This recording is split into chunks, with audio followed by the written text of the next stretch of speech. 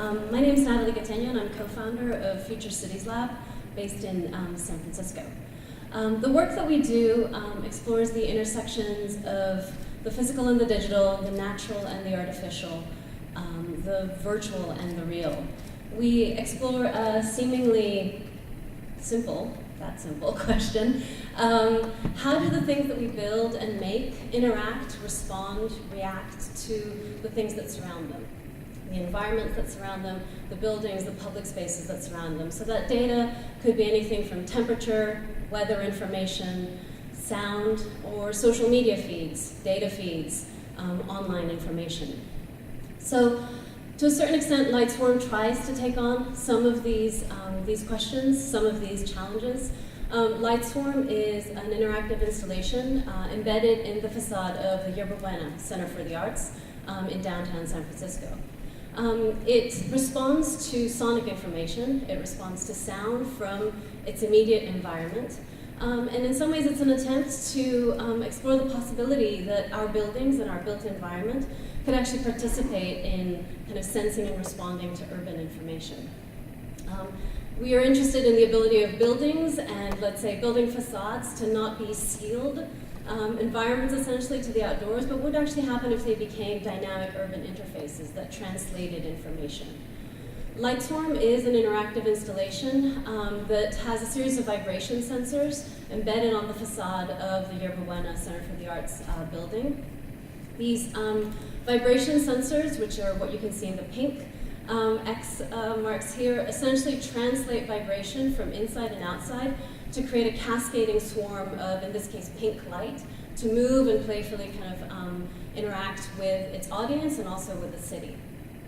So the result is a kind of fully activated surface, a surface that actually shades the interior, but also kind of provides this kind of constant feedback loop to the city and back into the museum.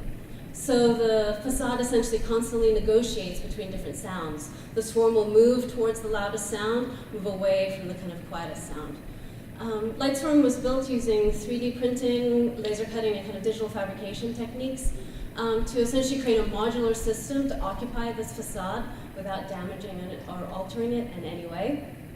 And really kind of explored the ability for these kinds of surfaces to essentially become playful participants in our city. The interesting thing with Lightswarm and a lot of the more recent work that we've done is that they're remotely accessible. We actually are able to kind of plug back into them, change the color, change the intensity, and essentially turn them into urban canvases, facades that could be hacked. And we did that one night at the museum. Thankfully, we knew the guard who allowed us to turn out the lights in the museum and actually hack the artwork and explore other modes of responsiveness and other modes of interaction. We explored motion-based interaction, tracking people kind of moving up and down, or camera tracking interaction out into the public realm, so actually allowing the installation to track people moving on the kind of public walkway in the front of the museum. And also developed essentially a user-based kind of direct user interaction app through a kind of custom app that would actually allow people to control the facade, essentially kind of an urban kind of graffiti, a digital graffiti, to actually in some ways kind of tag the wall or kind of leave an imprint on that wall. For us, this was probably the most important experiment for Lightswarm because it actually kind of showed us that projects like Lightswarm aren't necessarily singular, but they actually have the ability to create ecosystems of our built environment. Our future cities aren't necessarily singular, but they're actually complex ecosystems that have the capacity to be participatory, inclusive, open source, and hopefully beautiful. Thank you very much. Thank you.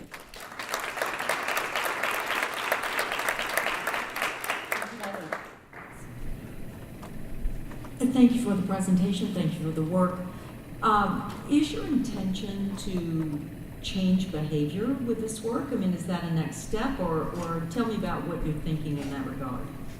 Well, what's interesting with Lightswarm is it's a very thin piece. It only occupies what would typically be kind of wall covering. It only has like a 4-inch depth. So our interest in actually making these more experiential is definitely kind of there. One of the interesting things with Lightswarm is that people play with it. They actually dance in front of it, they clap their hands, they actually kind of move through the museum in a very different way in order to kind of interact with it. Some of the other work that we've done plug into social media feeds and kind of provide other sources of information. So in some ways, sometimes they could become just informative of, a giant event happening at Moscone Center, a convention, triggers a very different facade than when it's, an opening in the museum that actually kind of projects the museum activities back into the city. So for us, it's both part of the public realm, but then it also has, let's say, other versions of interaction for the audience and the people who participate in it. But have you thought about ways in which your work, this type of work, not this particular installation, could change behavior?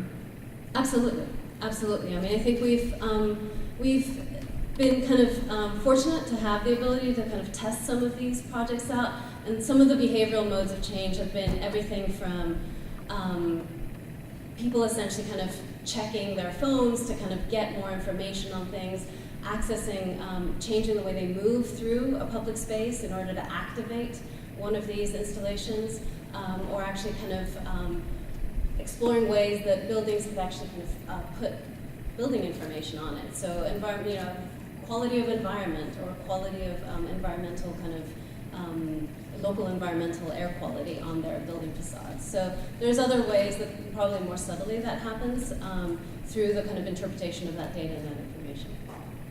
The way that you're describing it sounds like an individual activity that can be witnessed and sort of seen by a larger group. Is there some way of adding a more dynamic group nature to that process?